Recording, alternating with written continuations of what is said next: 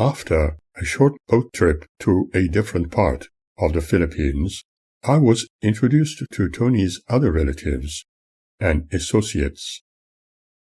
A young teacher in charge of a junior class invited me to film the coinciding school's activity of parading in the street in several groups. Their displays were enthusiastically applauded by the excited parents and other spectators, and the air was filled with much laughter. It created an atmosphere similar to the annual Mardi Gras parade in Sydney, and the occasion probably provided a much-needed break from people's usual day-to-day concerns. Later, I talked to a group of young teachers and a few of their students at a girls' school about the importance of education, self-confidence, and courage, and my lecture was greatly appreciated. I was to spend the night at the home of an important member of the community involved in police work. He and his family welcomed me with open arms, and were extremely happy about my visit. Happy to sleep in a simple but comfortable room, I was asked to choose one of their young children, a boy or girl, to keep me company at night. I was extremely concerned about this issue. They exclaimed, "It is not good for any man to sleep all alone, especially in a foreign country, no matter where he comes from." I suppose I was ignorant about some of the traditions of other cultures. My upbringing and early education did not include this kind of generosity, and I felt uncomfortable with the idea. Sleeping with young children, particularly somebody else's children, was not in my agenda. Then I thought that they must have trusted me so much that they felt happy about a very special visitor sleeping with them in order not to feel lonely. If there was no other choice but share my bed with any of them, I still could not do it, even in extreme circumstances. I would just sit somewhere outside, watching the stars until the morning, without regret, while they slept. There was an extraordinarily fine line I had to avoid and abstain from being accused of any type of undesirable closeness, for even a soupçon of thought of this kind could not be tolerated on my part. The next day, after my partially damaged bank account was finally restored, so gracefully, by Edita's repayment of what she took from me before her return to Melbourne, unwillingly at first, but due to pressure from her brother, I decided to help some people financially overcome their immediate stresses, and we planned to enjoy a trip to the mountains and volcano lakes, while I would pay all their expenses. Imagine how it made some people feel and how they appreciated my unexpected input. Initially, before leaving, however, Edita did not intend to pay back what she had taken from my wallet without permission, unjustly claiming that I owed her the money anyway. Obviously, she could not see the point, that without any money I would be in strife. I wondered if she valued the welfare, let alone the life of another human being at all. Certainly, her declaration of love towards me could only be pretense, and not a genuine one, right from the beginning. I decided to stay in the Philippines for a while longer, with the intention of helping some people, and those who invited their friends to come with us were thoroughly excited. They hired a car with a driver, and I was content to pay all the expenses just to see people smile and be happy. Some of us, including me, climbed the high hills where we all enjoyed wonderful food and visited the sulfur dioxide-laden volcanic lakes. After a short trip back to Manila, Tony, his son J.P., and I visited several historic sites. The river restaurant we frequented was one of the highlights of my adventure, and this is also when I experienced a taste of Filipino escargot soup for the first time. We visited several shopping malls, similar to ones in the States. In fact, some were American-owned, and JP was looking for good quality sound equipment. His unique expressions and repeated words could psychologically clearly be read, but I was not in any position to oblige, and deliberately appeared uninterested. I had a distinct feeling that Tony was not too pleased about his son's tendencies, although he was a very pleasantly presented young man. If I had the means, I would most certainly buy those things for him, as a gift, for I like to see everybody happy, without expecting anything in return. Unfortunately, some people considered me an idiot because of my readiness to assist. However, JP was happy to see the film Aladdin with me. At the end of my journeying, despite their desire for me to stay a little longer, I took my flight from Manila Airport to Sydney and Melbourne, after spending a little time drinking cups of coffee with Tony and son.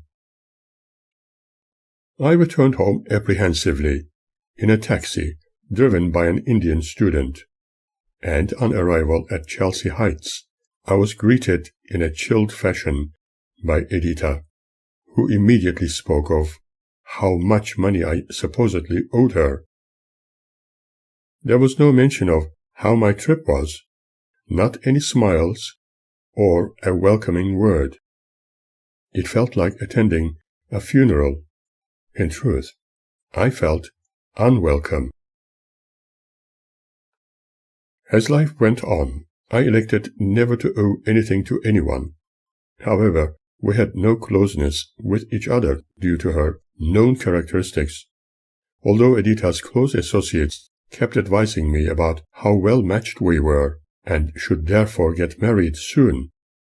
Many of her other friends, on the other hand, bombarded me at every available opportunity to tell them their fortunes, speaking to them all about their spiritual needs and possible love affairs.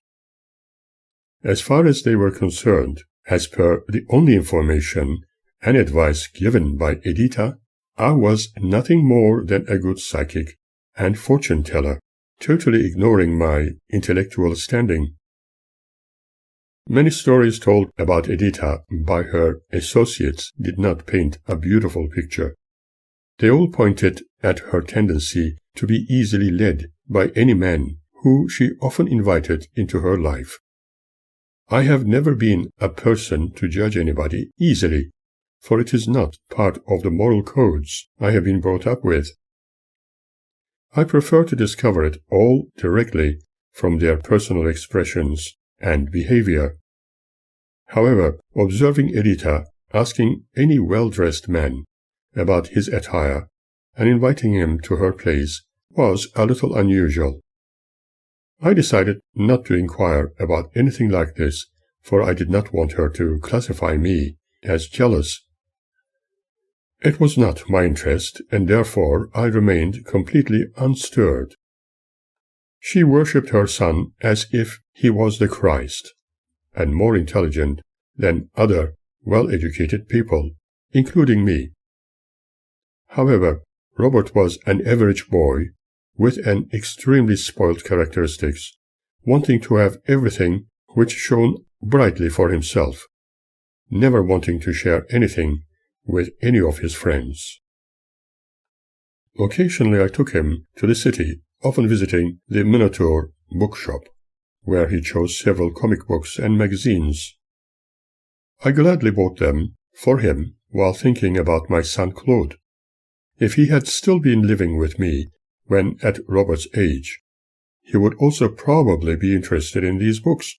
But then again, most certainly the witnesses who belonged to Satan's counterfeit Christianity would oppose that too.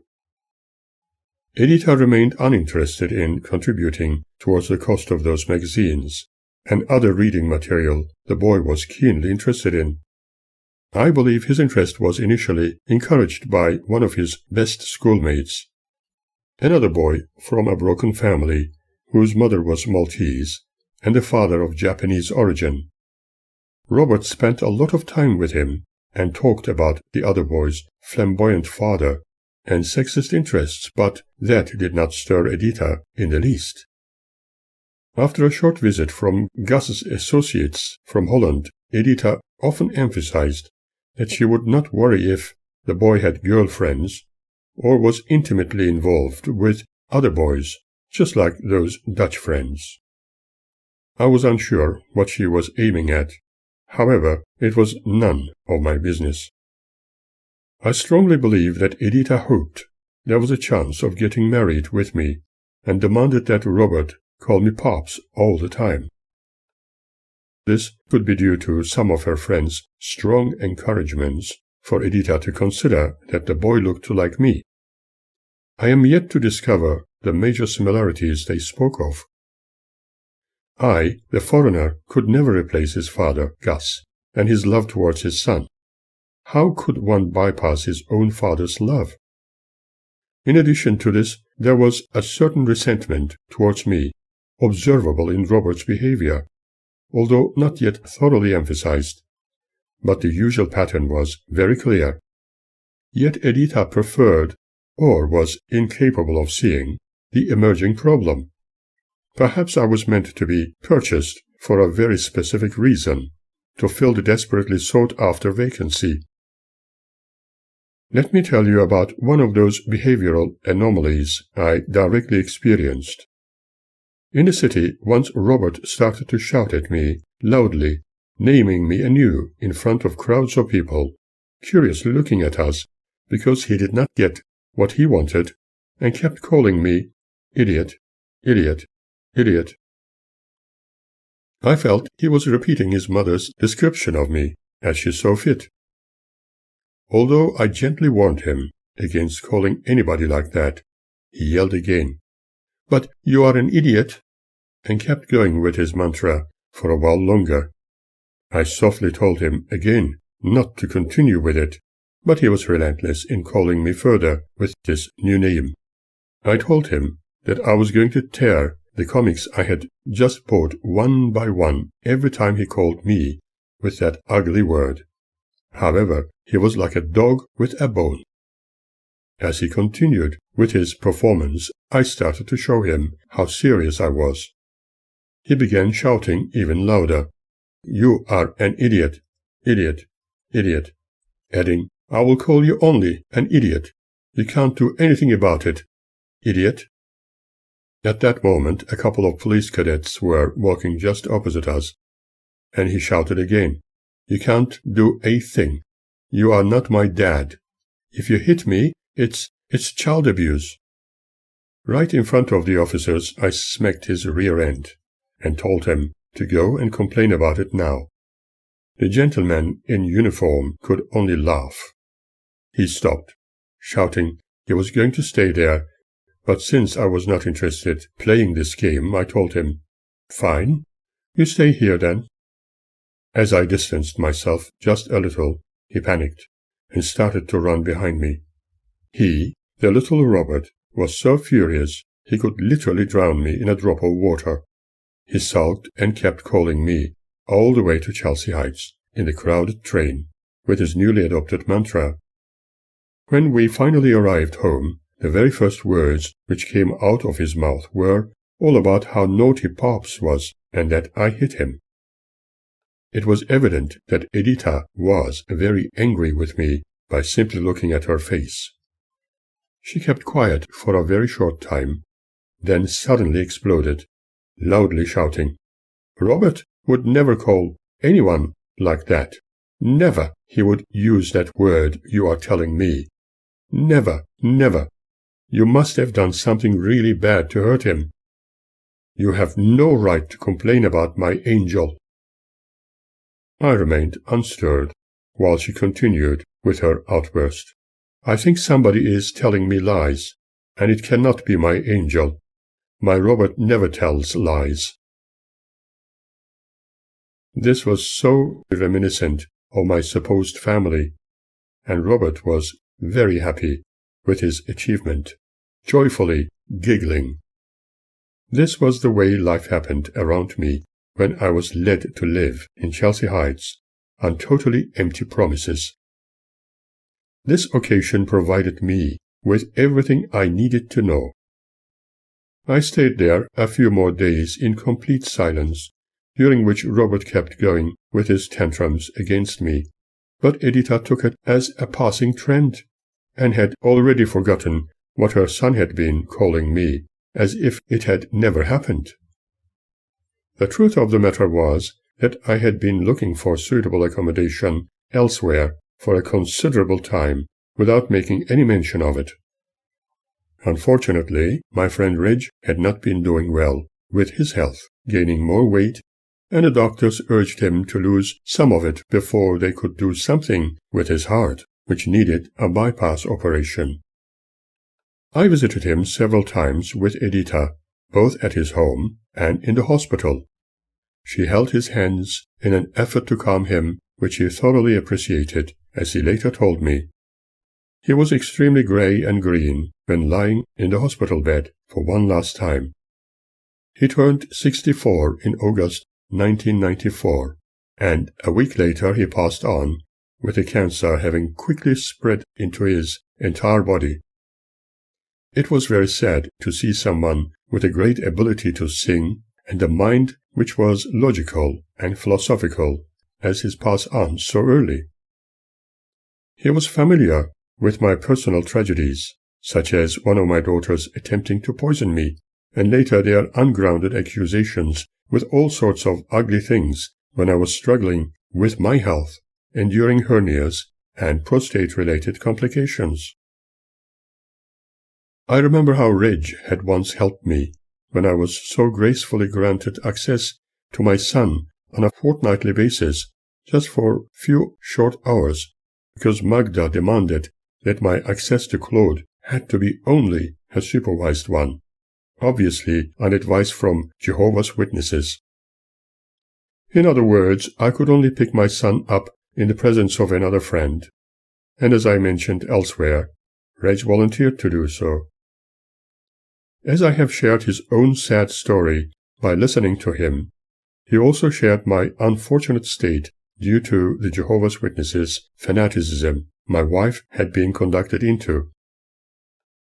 Repeating myself, when I suggested that my first daughter stay with her mother for a little while, she attacked her mother, and when my other daughter left on her own accord to stay with her mother, Birgit saturated my carpets, books, and sound equipment with petrol, as she later admitted. But for some reason the matches did not light. Disappointed, she left. Reg was the only person who tried to console me, while at the same time bombarding me with his own tragic stories. I continued to conduct my group activities while also attending the gatherings at Muriel and Archie's home in Springvale, where guest speakers imparted their wisdom, and one of them was a reasonably well-known psychic artist, Marion Ruffin. She was allegedly able to see spirit people and draw their images using pastels and charcoal. Alas, all her drawings depicted the same characters under different names. She got paid nice amounts of money for her efforts, and people were convinced how genuine she was. I discovered the same images people purchased from her, carrying different names as she was supposedly told by those spirit beings whose portraits she drew. She had been attempting to advertise her art in specialized papers without considering how people would react when they discovered exactly the same drawing of a spirit person under a different title. It looked as if all those spirit guides and other spirit persons looked alike. She was genuinely convinced that she was drawing the images of different people. However, this was an interesting phenomenon to study for it could be part of a psychological consideration. Leslie Crossingham, who frequented Muriel's on a regular basis, was befriended with Wendy Joy Clark, and together they conducted the smudging and cleansing ceremonies of Native Americans. As time went by, their frequent disagreements, conflicts, and argumentations became more habitual with Edita. Robert, on the other hand, showed no respect towards me, considering me like an imbecilic man after observing his mother's behavior. Fortunately, I was not his father, or his mother's husband. I was certainly not interested in building any relationship with her in the circumstances, especially after discovering more about her personal and behavioral issues. I had more important matters to deal with. I was hindered in producing works of art and exhibiting them. This did not increase my chances of earning the necessary buying power. How could one earn money through art exhibitions here and in overseas countries when one could not even work from home? I was lured to live in her home with the promise that I could paint there, but soon after she demanded that I did not use her home like a studio. What was I meant to do after being prevented from doing what I started to establish? She was now pressurizing me with lots of money apparently being owed to her, which was certainly not the case, and demanded that I give her a number of paintings which I had created while living in St. Kilda. Her initial interest in me became very transparent. She obviously wanted a new father for her angelic son, and someone to pay her expenses, but since there was no relationship developing, and particularly the chances of engaging intimately with her were diminishing, she tried to use all kinds of excuses to make me realize I was only needed in her life to fulfill her needs and wants, or else I should move on. That was precisely what I had been planning to do, without saying a word about it. Even when things were a little calmer, Edita attempted to continually belittle me at every opportunity. She might now have forgotten that she had been doing it particularly in front of her angelic son, thus leading him to treat me as if I was either totally ignorant or a subservient person. Despite her opposition, I kept silent and continued painting whenever opportunities presented. As mentioned, I was commissioned to paint a subject after Frazetta's Bounty Hunter for a client, and allowed Robert to have a go at painting the eyes under my supervision. He was now a little more relaxed with my presence, and Edita was almost over the moon. I wondered if she realized what else I could teach him, if she had some respect towards me. She had the opportunity and destroyed it, for I was now going to leave them at the first opportunity, depending on the availability of different housing. I believe that I started Robert in something worthwhile, and hoped he would continue with it. Despite all this, his odd behavior towards me continued. Obviously, Edita seeing it as something I must have deserved, without considering his special attitude. I believe he was trying to please his mother. In the meantime, I became friendly with Robert's father, who now lived with his new lady friend from the Philippines. Edita was exceedingly critical of her. For my part, I was spending some time lecturing in the city as well as the auditorium at the Theosophical Society in Russell Street. My talks included philosophical considerations, science, and psychology. What particularly impressed me was that they accepted all faiths under one unity and made no attempt to discriminate against any belief or ideal. My lectures almost always attracted large crowds. I continued with similar subjects and specialized meditations aimed at relaxation of the mind and body. It was the same at Malek and Edgar's whenever I conducted meditations.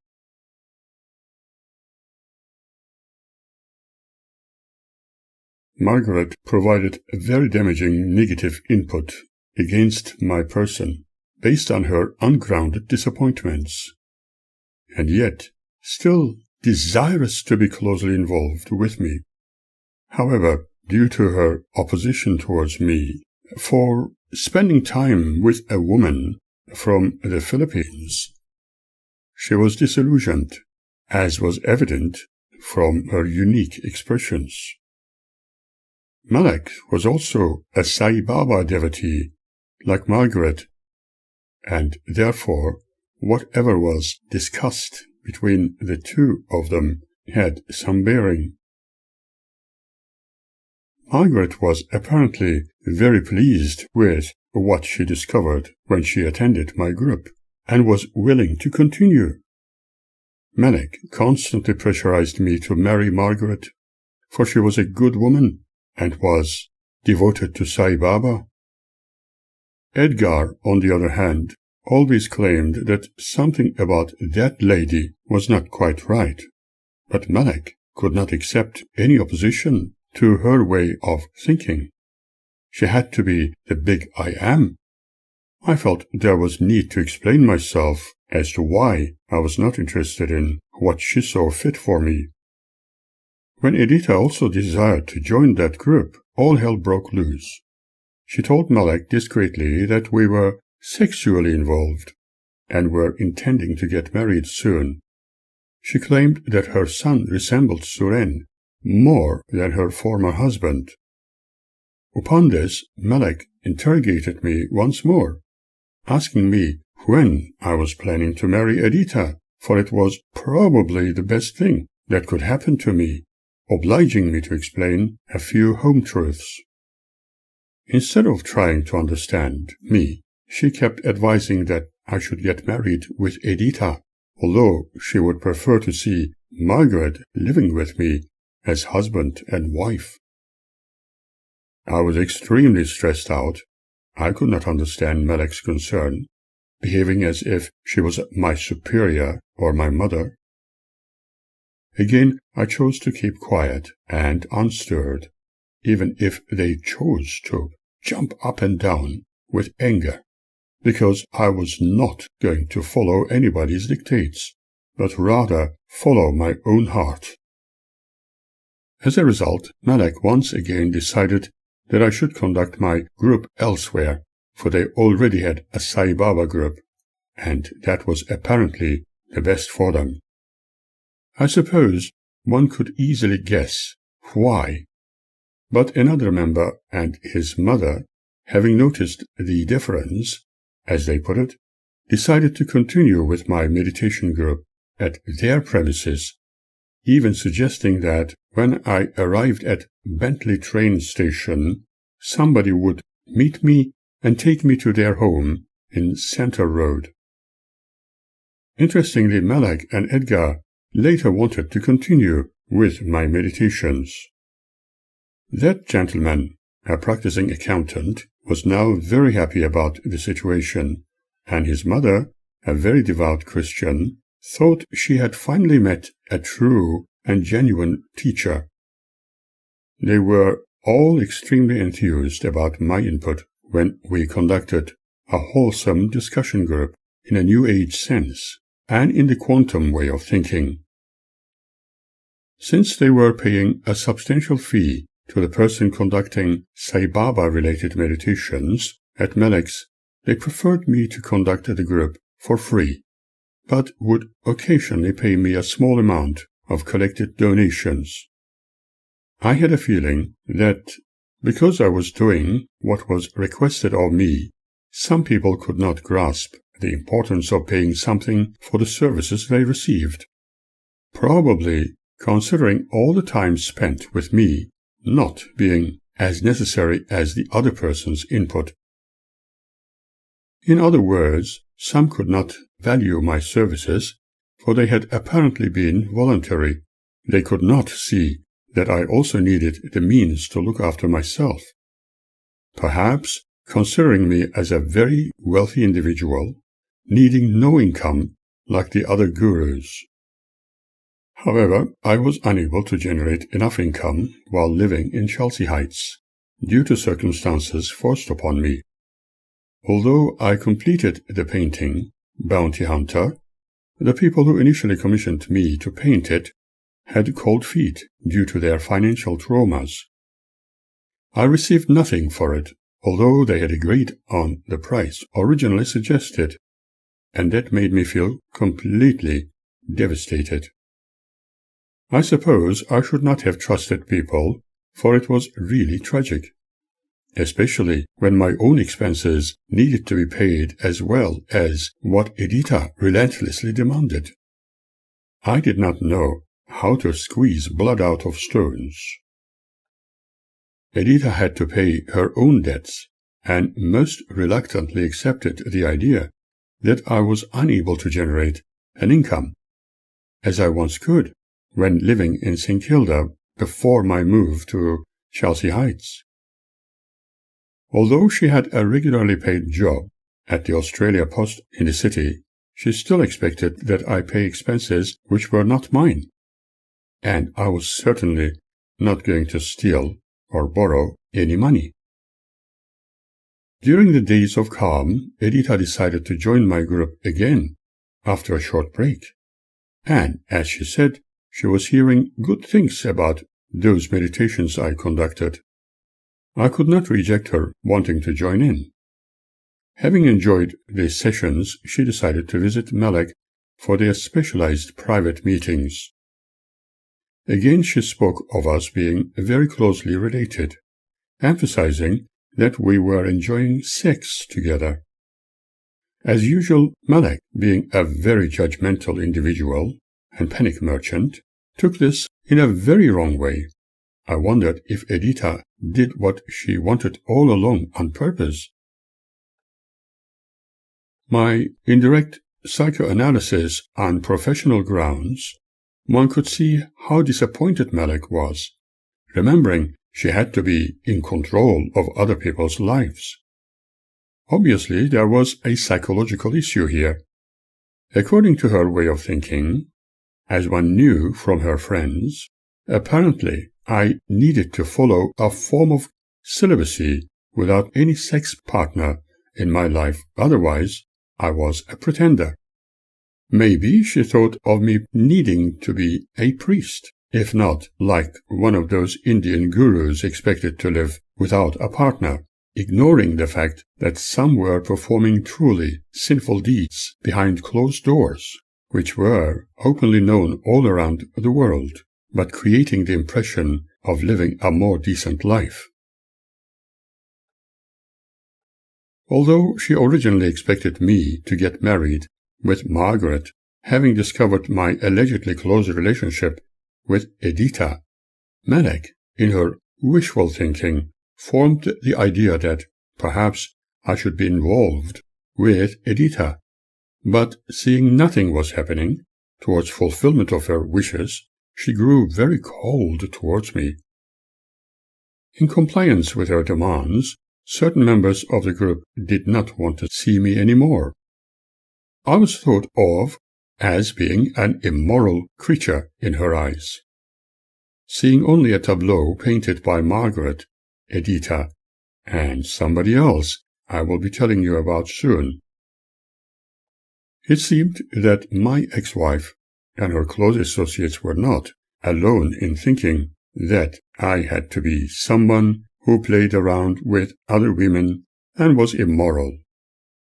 Were they judging me with my looks, my origins, or the race they thought I belonged to? If they would only have listened to my stories, they would have discovered a totally different person in me. But they have all been extraordinarily judgmental, without any reason, forming their opinions of people according to their dreams and separatist viewpoints.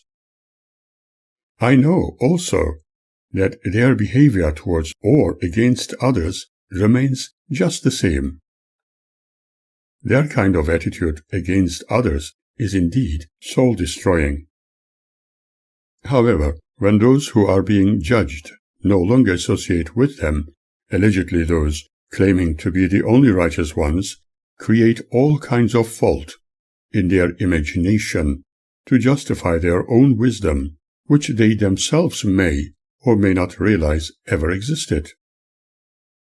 I was extremely stressed about my own circumstances, for if I had not moved to Chelsea Heights, I would still be generating reasonable amounts of income on commissioned works and teaching while living in St. Kilda.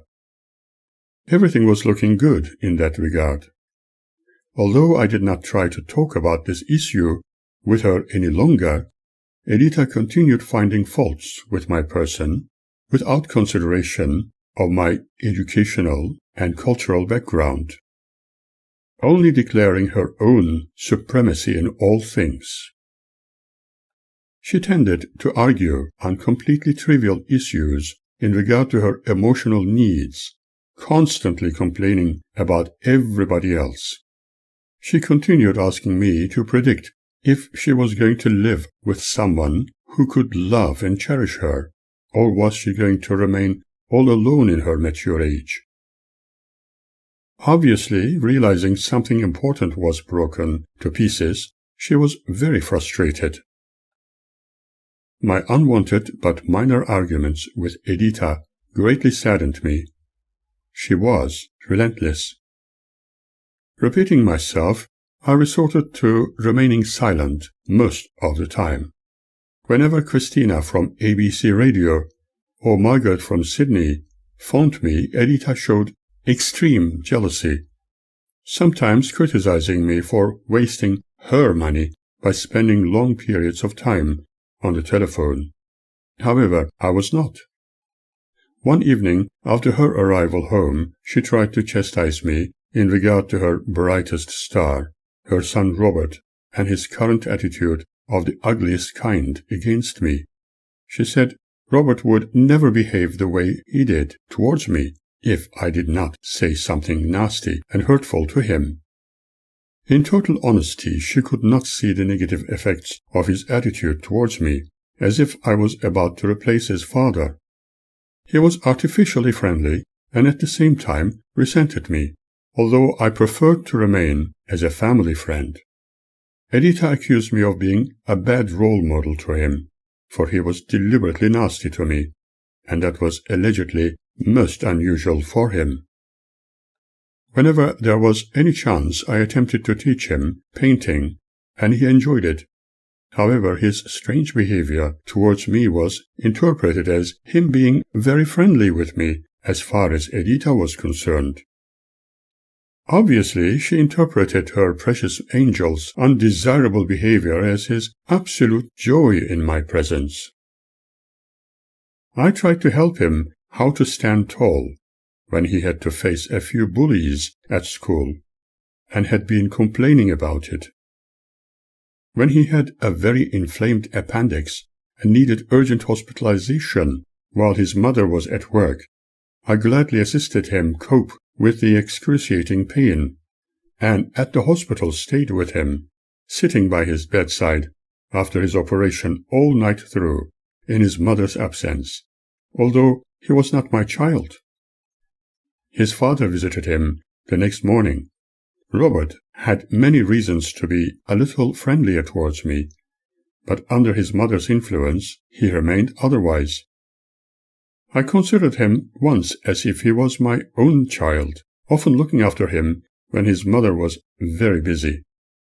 I would help any child and anyone if there was need without expecting any favors in return. A little smile would be just enough. Being told I must have said ugly things to hurt the child was devastating. Furthermore, repeating myself, I never wanted to take his father's place, as Edita desired, and made sure my position was understood correctly. I had experienced complete rejection from my own children, under the indoctrination and dictates of their mother, whom I once loved, but who became bent with a form of reality Jehovah's Witnesses have inflicted her, hating me along with everything else in the world, and therefore I decided never to become part of a system like that. I always preferred, as I do today, to be friendly with everyone, smiling and helping when there was need.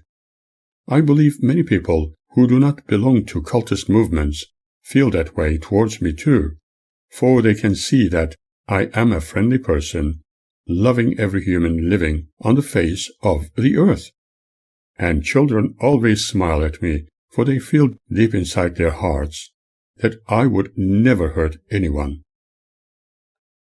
One evening, immediately after Edita arrived home, using a few ungainly words towards me in regard to Robert's attitude towards my person, while I was talking to Christina on the telephone, she shouted, "You are the lowest of the lowest of the lowest kind of a man." Robert kept giggling hysterically, and I looked directly into her eyes, saying nothing, electing to show no emotions, and keeping completely silent. I did not have any food that evening, and went into my room for one last time. I started to pack up my things after disconnecting my sound equipment, picking my paint brushes and canvases. Edita kept cooking as per usual, and after they had their evening meal, watched their chosen television programs, and behaved as if nothing had happened. I had not even been offered a cup of tea, but that was fine, as I always stood on my own 2 feet anyway, even long after they were asleep. In the dead of the night, I continued packing. In the morning I found myself waking up on the chair I had sat on for a brief moment due to exhaustion. Mother and son already gone, I organized a storage company to pick up my belongings, but alas, they could only make it in the mid-afternoon or later. That gave me a chance to check if I had forgotten anything. About 4:30 in the afternoon, transport arrived, and I started to load the truck with 2 people from their company. I even organized my only faithful companion, my dearest puss Bilinki, to be accommodated for a while. By the time we had carried the last items into the truck, Edita, with her wonderful son, arrived. Seeing the truck in the backyard about to drive off, she once more shouted at me, asking what was going on. Robert, wandering from one room to the other, told his mother, "I think Pops is going away." I looked into her eyes, directly, but kept cool, and calmly, but firmly said to her only this: "You do not deserve to have the lowest of the lowest of the lowest kind of a man at your home." At that moment Robert shouted, "Mom, he did not take anything of you. My computer is still here." She said softly, "But you can at least leave the big portrait of the boy with me." She knew that I would never leave that special portrait of the child I had drawn in Perth with anybody, and pretended that I had not heard her. "Maybe you should leave your other paintings with us."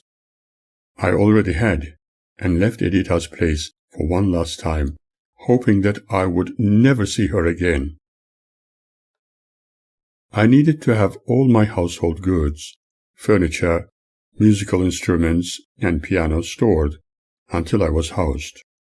I could only wish that there was suitable housing for me very soon, and would keep myself very private from then on, giving my new address to no one. But I received no income at this stage. Strangely, I was informed that I could not even apply for social welfare payments for the unemployed until I started to make some money again. One of the important criteria they demanded was a permanent residence before offering any assistance.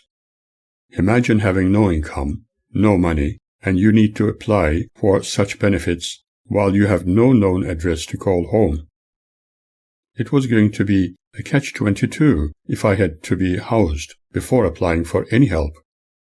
After my belongings had been stored that evening, I had no place to go, and put my head down, and transport was not as frequent during the night as it is these days. I decided to take my very first walk on the empty streets after leaving Editas, and in the morning I was going to visit a few real estate agencies. I took my chances and started to walk, hoping I was not going to encounter criminally minded individuals or police officers who would question me about what I did for a living or where I lived, for I felt really embarrassed. I simply had to spend time on the streets until the morning, and after my early breakfast, probably at one of the McDonald's family restaurants, I could visit a few agencies.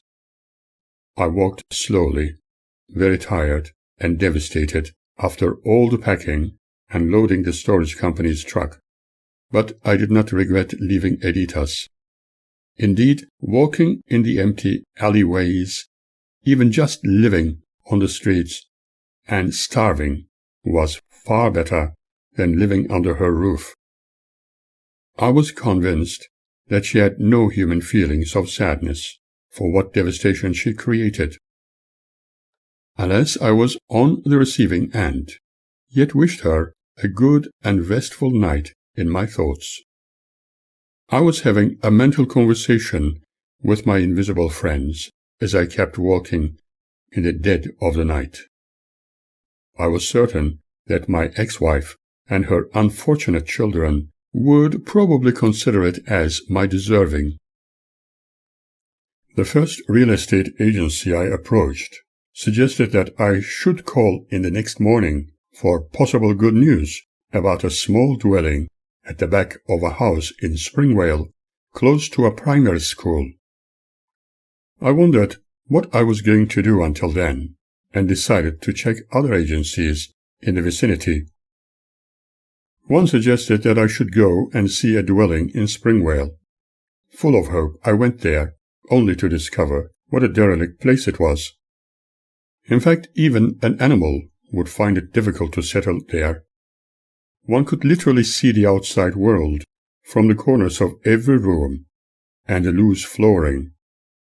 They suggested to take it or leave it, and one even advised me that my kind of people were very hard to house. I still wonder what was meant by that. A few other houses, units, and flats I looked at were leased for only a short time. Sadly, I could not speak of my ordeal to anyone. The next morning, again after wandering the streets during the night, for I could not do any banking yet, and therefore unable to stay in a hotel room, I visited the first agency, but they suggested I should try them first thing one morning during the following week. I still had no money in my account, as it was mistakenly locked. I was having the worst time of my life. However, I was not going to give up, even if I had to live on the streets for a while. For I had done it before, when my unfortunate marriage ended with Magda. My supposed family had no idea what misery they had created for me, only forever complaining about my person being allegedly evil. If they heard my story, I was so sure that they would still consider me a liar. They could only shun and forget what devastation they have caused under the alleged banner of righteousness. It was their tradition.